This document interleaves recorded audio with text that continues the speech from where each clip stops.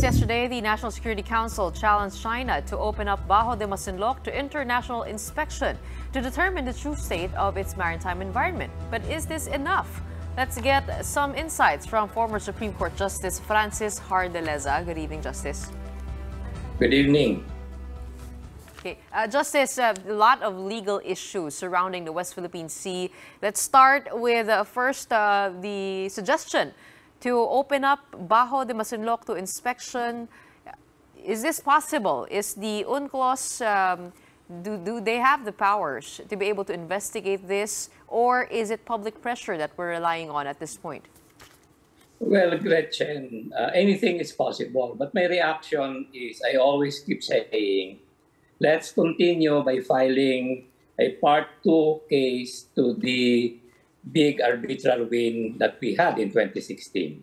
For example, all this noise about bringing a, for example, Gretchen, among lawyers, you never ask somebody a question to which you already know the answer. The answer is they will not abide, of course. So why should we ask them? So go ahead. We should file the new case, arbitral case, the same UNCLOS tribunal, for damages caused to the environment. Because the big win we had in 2016 already said that China, as a country, is responsible for the environmental degradation. So what are we doing? This is now the 7th anniversary. In July, this will be the 8th year after we won the arbitral award. So I keep saying, file a new case. Now, the new case should start with what we won in the 2016 arbitral award. For example, it says very clearly that Mischief Reef is within our territory, but China did so much damage, so we should get evidence on the damage and make China responsible for it. Now, what they will do with the damage since 2016? Okay, we present evidence. Now, I also say that this time we should save on costs.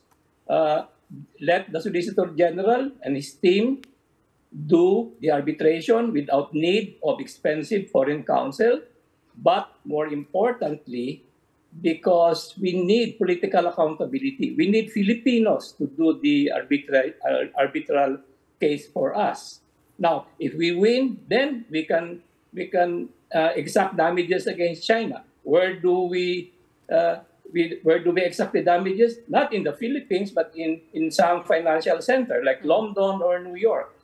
So I think all of these side issues, I feel so sorry. Why should we Filipinos why should Filipinos be fighting over each other? Obviously, China is just doing it. They're laughing at us, I think, because they will, for example, tap one of our people, and then we investigate our people. We take the DFA to task. Hindi dapat ito. We should already start filing the case because in our case, it took us 3 years to win. 1 year to prepare the case, 1 year magtagisa ng pleadings, and then 1 year mag-argue. So it will take a long time. Instead of I think, spending our time over these hearings, pinag-aaway tayo ng kalaban dito. Justice, that's my point. Where do we file the case? Is it going to be at the International Court of Justice or still the PCA? What's the legal avenue? The short answer, Gretchen, is we have learned already. We have learned the lesson of the arbitral award. We file it with the same court, UNCLOS. Why not the United Nations? Because the United Nations has no jurisdiction. Why not the International Court of Justice? Because you can file a case with the International Court of Justice only if China will agree. So these are all these are all settled issues. We should not be debating this anymore. Now, the Office of the Solicitor General and the DOJ, I think, will come shortly with recommendation to the President. Then this is where the Senate come in. They can have an investigation into what is the recommendation to the President, because I think this will become the President has to make a decision very soon. Why? Because there's going to be midterm elections. If we don't seize the moment, people will forget these issues. Or what I'm afraid of, kasi when during the time of President Aquino, this issue was not yet state center. So we were able to do our work quietly. But now we have had a presidential election. I don't know how much Chinese money was spread around. So we don't know anymore what So we will have to wait, Gretchen. All right. Hi, Justice Ardalaza. Sean here. The Foreign Affairs Department has already said that the Solicitor General, or the OSG, is already considering filing this new arbitration case. But weeks ago, we also had Justice Carpio here. As you know, of course, he was one of the proponents of our first arbitral case against China. This is what he had to say. I'm just going to pull up a soundbite so we can all listen to it again. Military activities are excluded, but the research vessel is not military. The Coast Guard is not military. Our Coast Guard is not military, and the fishing there is not military because that was in fact ruled by the tribunal. It's a common fishing ground, so we're just asserting our rights under the arbitral award. The arbitral award says we have a right to fish, and that's why we are trying to set the parameters of how the three states could fish. Right, Justice Hardalaza, as we know, the fishermen are also having trouble accessing their traditional fishing grounds. And Justice Carpio has said, of course, that rules for that must be set as well. Can you agree? Can you comment? And do you agree with what he said on how we should go about filing this case? I will repeat what I said. We should file the case yesterday because we won that case 7 years ago. Okay. When we file the case and suppose by June they will accost our fishermen, then in that case, we argue that the tribunal in 2016 already said this is common fishing ground. So we should not reinvent the wheel. We should not, we should come out with the new rules. Who will come out with the new rules? The arbitral tribunal already said that is common fishing ground for Filipinos, for the Chinese, and for the Vietnamese. So ano pang pag-uusapan natin? Justice, sinasabi po kasi ng China daw na yung loob ng Scarborough Shoal is internal waters. So it's part of the territory currently occupied by China. Yes, Gretchen, that is what they say. But again, I go back. We won the arbitral award. It said that this is common fishing ground. So anong gagawin natin? If you listen to China, till kingdom come, they will say what they want to say. Ang sasabihin ko naman is we file a new case, and then kung we file a new case for the environmental damage, then we allege that sinabi na ng 2016 that ang common fishing ground. Now, kung there's a actual case na they accost a Filipino fisherman, then that becomes the case now. We don't have to study anymore. We don't have to have new rules.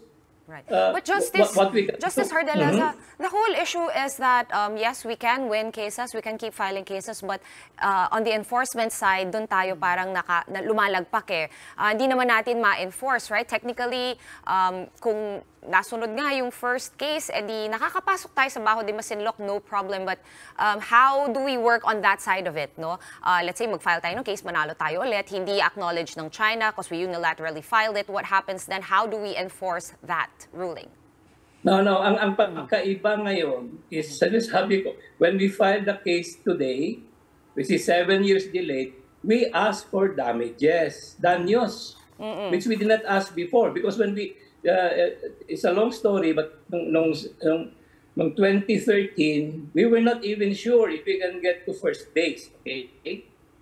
Now, the tribunal has said China is responsible for the environmental degradation. So ang kulang na lang, magkano ba ang danyos?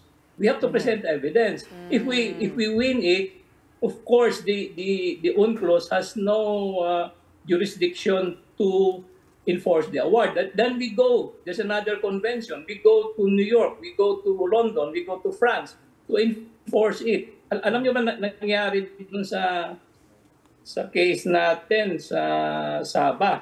That's what the Filipinos try to do. Kaya lang nabulilyaso. So we don't have to reinvent the wheel.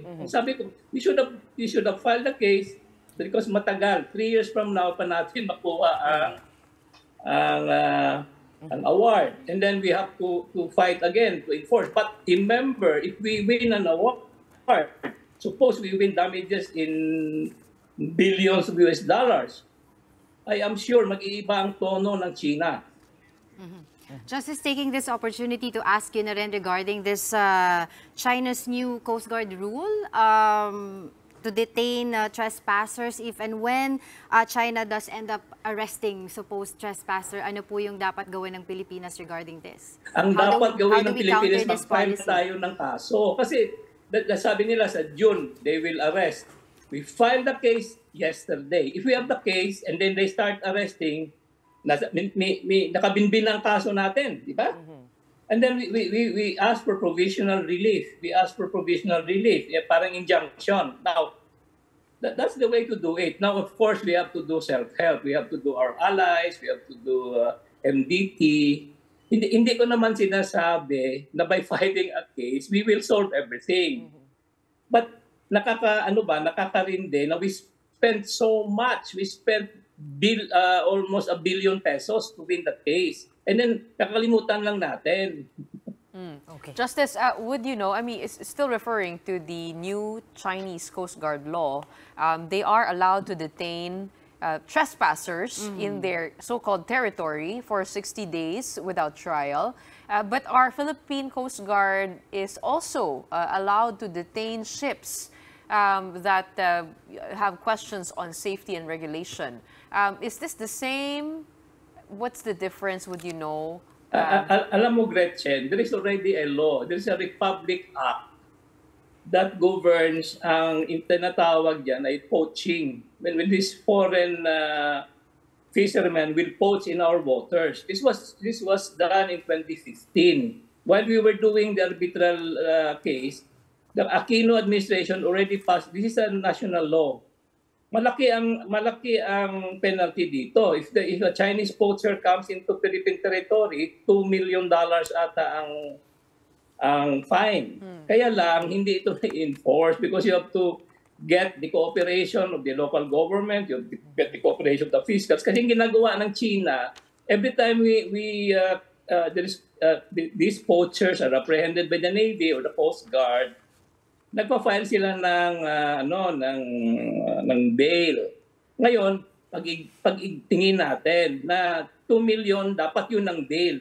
Now, but on top of that, if we file the case, then things will come to a head. Ang Section 73 kasi ng UNCLOS, sinasabi, we have a right to protect our waters, our fisheries. But sinasabi, you cannot imprison ang nahuli mo, pwedeng fine. So, I predict na if we have the case, the UNCLOS court will say, mali ang China, mali ang Pilipinas. Ang dapat na patakaran dito, pag nahuli kayo, mag-fine. But you cannot imprison. Okay? But you can detain the nagkamali na fishing boat. So, again, but unless we file the case, puro na lang tayo It will mag-argumento. take some time, though. It will take some time. As you mentioned, it will take some time. Justice No. We could file the case today. That's what I'm saying. Why does it take us so long? Kumbaga, ang dami na nating ebidensya, no? Nilabas na nga po ng Coast Guard. Pero since you're here na rin, no, Justice Hardelaza, cambio ko lang ng konti, though I'm sure napapanood ninyo at nababasa ninyo sa online, sa balita, the supposed new deal with China. Ngayon nga, dinidiscuss na sa Senate yung wiretapping supposedly, na-bring up na po yung Vienna Convention, yung possible charges against Chinese embassy officials. What are your thoughts on this whole issue? Ano po ang laban natin dito?